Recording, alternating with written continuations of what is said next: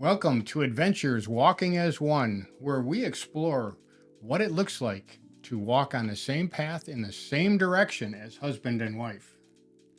We are Mark and Carol Schweiger from Walk as One Ministries, and we believe that marriage is the greatest adventure and worth preparing for. Awesome. So Today's conversation, where are you going? Or what is your destination? What is your destination? I love a quote by Yogi Berra. If you don't know where you're going, you'll end up someplace else. And That's true. Yeah, and that's true for a lot of marriages. Where Yeah. are you going? If you don't plan or you don't discuss what you're doing, where you're going, you're going to end up someplace and you may not like where you end up. That's right. So I'm going to start with a little bit of, I guess, driving because it's related to destinations. Okay. We have an interesting, what do you want to call it? I guess when we're in the car together, it's interesting. I'll put it that way. Who's got the wheel? Yeah, who's got the wheel? How do we figure out which road that we're going to take? We always have a differing opinion Yes, always. because I like shortcuts. I'm like, we're going to get there this way. Yes, and when we had kids and the kids were driving, they always want to drive with mom because she's going to beat dad home. Because dad is concerned about bumps in the road, potholes, stuff like that. So I'm going like, like a triangle where I'm going straight here and then straight there. Mom's like, okay, we're going to go through this road, and this road. And I like, On an angle. Yeah, on an angle. Yes, Yeah. yes, you have to be on an angle. Yeah. And they called my car the speedy car. The speedy car. Always beat dad. Faster than yours, but for them it was the speedy car. Okay. And and we've also learned going to the airport in the mornings. I know, and actually I didn't realize this for a long time, but eventually I caught on that she's really anxious, especially if we're picking somebody up. I don't think you're the same when we're going somewhere, right? Are you? Oh yeah. Are you? I Okay. am. I can get just as anxious. Yeah, so she's very anxious. The one time that I remember is we were heading, I think we were going to pick somebody up, probably Bree and Fernie, and we're on our way. And so I think you had at least 2 or 3 apps open for destination. What's faster? Yeah. And so she says, they say we got to go this way. And I said, okay. So we start going that way. And then a little later on, because traffic is changing, right? Mm-hmm. So they say that you need to go this way. And I'm like, okay. And I think I was good. But We had a shift. Yes, we had a shift. We had to shift our direction Yeah. to get to that destination. And there was one more that came after that. That's where I started realizing that maybe you should drive. No, no, because I want to navigate. And so, but we have learned that. Yes. So she's a lot better navigator than me because if you start talking to me while I'm in the car, I could lose track of where I'm going. I drive like this with him, so he knows where to go. So I don't even need GPS. I have Probably a crutch. Yes. Anyway, Um, so your destination's determined by your values, right? yes. What is important to you, and it's where you put your time, your money, your energy. What is really important to you is going to be what you apply in. Yes, in your values. And I think a really good way to determine your destination is by looking at your values. And your values, like Carol said, are where you're pouring your time, effort, and money. And a couple of, we've talked in the last one that I'm the nerd. So you can look at your calendar. Yeah. And actually, I would encourage the people to put all of your stuff, just for discussion, put everything you do on a calendar, maybe just for a week or a couple of weeks, however long it would be for you. And look at all the time you spent and what you're actually spending your time on. Yeah. And that gives you a really good idea, other than work. For sure you're going to be 8 hours at work, but it's the extra time at work. It's kind of like budgeting. Instead of budgeting money, you're budgeting your time. You're budgeting time. So when you write it all down, you realize, oh, wow, I spent a lot of time doing this or doing that, and then you have to hone that in, right? Exactly. Yeah. And the other way to determine our values is the budget. Not what you plan, but what you actually spend. So if you're doing budgeting properly, you'll track, at least for a period of time, what you're actually spending your money on. Yeah. And so if you look at that, you will see where your time and your money are going, and it'll give you an indicator anyway of what is important to you. So your values, what are your values? I didn't know for quite a while. When I was younger, it's kind of funny to me now. But I don't know, can I say this on the air that I was racing in the streets? A street racer? I don't know. They can't you've already said anymore. it. They can't get me anymore, right? But at that time, we had a couple sayings. It's, your car is either all show or no go, or all go and no show, right? So you have to have a nice looking car and had to be fast. And that no was rust. Well, yes, and no rust. Rust to you was cancer. Yes, that was unacceptable. I can't handle rust on the car. But because people start looking at you funny. Yeah. And what it was that I am who my car was. Yeah. So if it's not fast, geez, well, I'm less of a person. And so I would know you. My favorite one was Ken, because he had like a bronze colored GTX. And so I didn't know, if you ask Ken, I knew him by Ken with the GTX. So we were who our cars were. And that's kind of silly. Gee, I could say I knew Mark because he had a beautiful white Charger with a blue stripe on it. Yeah. White interior and a 5. And that's who I was. He let me try it once. I don't know. Maybe we don't have time to. Well, then that's talking about values and adjusting your value. Right. Because I had headers. If you don't know what headers are, it's just an exhaust system. But they were a little low, and we were going up to her cottage. So she wanted to drive. I let her drive it. But she went over these railroad tracks and became airborne. Yeah. And so I had 2 flat spots on the bottom of my headers where we came down. It was fun, though. Yeah. It was. I still have fingerprints in the sides of the... One of your other values was fitness. I mean, you love to work out. You still do. You still work out and keep up with your physique. Yes, and that started when I was 21. Yeah. Actually, we had a class at Macomb Community College, and one of the things that they had to do is you had to have this fitness class. And it's like, well, that's ridiculous. But I did it. And I couldn't run a mile, which I was like, wow, that's kind of bad. So that made me start looking and thinking, maybe I don't want to look that way, and maybe I want to stay in shape. Till at the time, I was going to stay in shape till I'm 70. And actually, I remember at my graduation party, not high school, but college graduation party, when you came down those steps, I went, whoa. Wow, Mark. Good plug for fitness. In fact, I even stopped my conversation with somebody else and said, excuse me. Well, and I was kind of doing the same thing when I saw you down there. Yeah. I have one other one that I want to add, because a lot of us may have this, but it's time. So for me, and in our last podcast, we talked about love languages, and for me is time. And so it's like a good example would be shopping. I do go shopping a lot, right? I mean, especially on vacation. But I don't want to go shopping because it takes too much time where I could be doing something else. I will say you accompany. Yes, I do. I do not shop. You accompany me shopping. Yes. Yes. I try not to do you in. Okay, so what about you? What are some of your values? Well, it's interesting because I was raised in a very large family. There were 8 kids, not siblings, 7 siblings. And so we didn't have like top of the line anything. But we didn't go without, but we didn't have, Levi jeans. We had jeans, but not Levi jeans. And, that kind of thing. So I was raised to be frugal. I was very frugal, and I still am.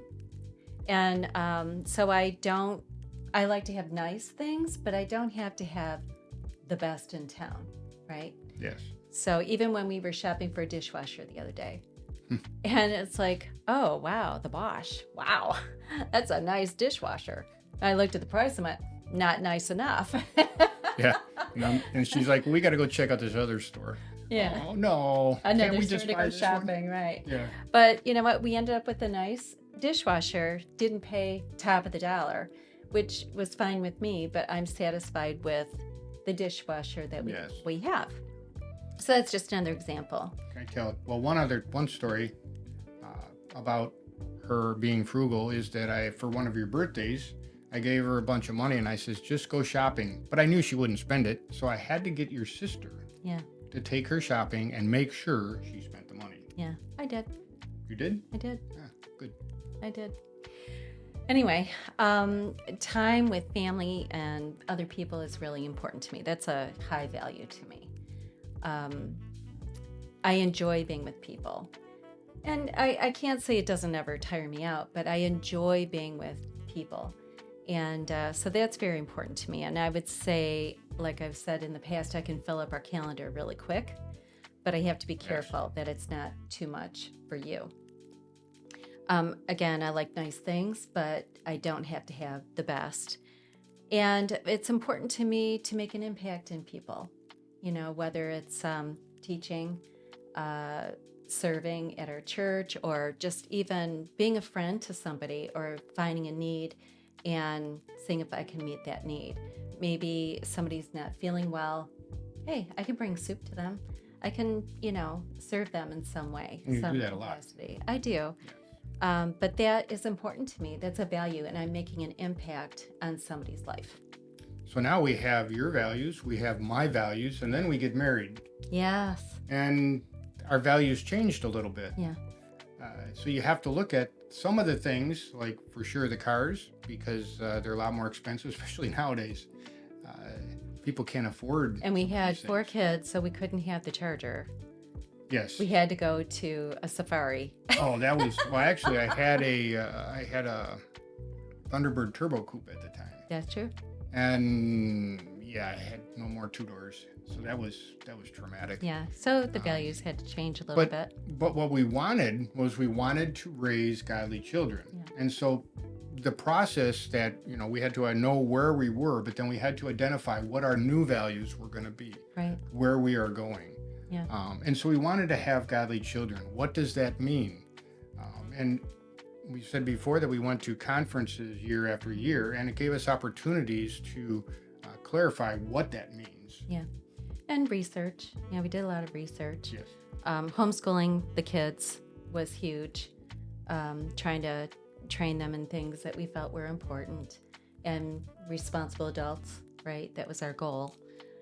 They also had to cook once a week, and maintain a home, learn how to do things that were practical that, when they leave the home, they're ready to go. Yes. We wanted them to fly. So it required a lot of training. And they had to do that stuff. And I don't remember which one of the kids it was, but somebody asked them about their parents and being kids. And they said, well, our mom and dad had kids so they could have slaves to do all the work around. So, yeah. That's okay. Now they get to do it because they've got their kids. So it's kind of fun to watch the value systems that they're implementing into their own families. Yes. And so this was an intentional move on our part, but the values had changed, and so we had to do that. Now, the big question is, well, how do we do that? For us, it was kind of shocking to me because as I got to this point and thinking about this podcast, I was like, well, how did we do that? But it was discussions over many years. Yeah. We didn't even realize at the time that we were going through this Process. Yeah. My one daughter says that, Dad, you got a process for everything. And I do. You do. I do. You are extremely process So the process for blending is first step in my process. Understanding is key. Yeah. And it's important to understand what is important to me or what my values are may not be what's important to your spouse and what their values are. Yeah. So we had a lot of discussions of, how do we make that work? And honoring, right? We talked that Yes. before is honoring the differences, that it might be important to you and it might not be important to me, but how do we make that work where we're both satisfied, right? Yes. And that's hard because some of our values are not valid. Yeah. And this is for most of you guys, sex 3 times a week is like, yeah, that's like the goal, right? Is that a valid? I remember telling one guy, so do you make time for your wife to have time to be ready to have sex 3 times a week? Well, no, because I'm gone every night, and then when I come home, I want sex. Yeah. And it's like, well, that works out well. Not Yeah, really. so if you're not willing to change your values on your time, and then you may not have sex 3 times a week. Right. Yeah. And you had already talked about like the value of your car, Yes. and we had to modify that quite a few times. Yeah. Yes, and so I don't To make drive that work out. performance vehicles anymore. Right. And Even, visiting people, he would honor my desire to visit people. Not that you didn't want to, but, we would try to make it where we were both comfortable and it just met our social calendar more adequately. yes, and I had to do that on purpose. I'm more of I'm an introvert, so people will drain me. Mm-hmm. I don't mind meeting people, talking, but I had to make the adjustment to go into more social events. Yeah. I want to share a little example. One couple, they were stressed out, completely stressed out. And really, they had to realize that their schedule was stressing them out. So they had to reevaluate on the calendar, what does this look like? And what should it look like? What can we reduce? What can we take out? And should we instead implement something different where, we're not so bogged down by everything? Yes. It's good to even, can you grab a day during the week and not do anything? Wow, that's hard to do. It is. It's really hard to do. So, sometimes we need to adjust those values. And a lot of us, like me, I have a list of things that I want to do. Me with my list, she's always asking me what's on your calendar today. Yeah. I have a list and I must get all that stuff done. And so it's very hard for me to say, okay, I'm not going to get some of this stuff done. Right. We need to go on a date or a walk. And so we have to go through that process to do that. So it might look different than what you're expecting it to look like. And I do ask him every day, what is on your agenda? Because that will dictate what my agenda is going to be for the day. And do I need to help him out with anything? Does he want me to help him out with anything? Or am I free to go do something else? Okay, another part of the process, don't compare to other people. Oh my gosh. And it's huge for people that are working, that you want to have a big house. You want to have the nice cars. You want to have, the John Deere riding mower when you're out in front and the neighbors see.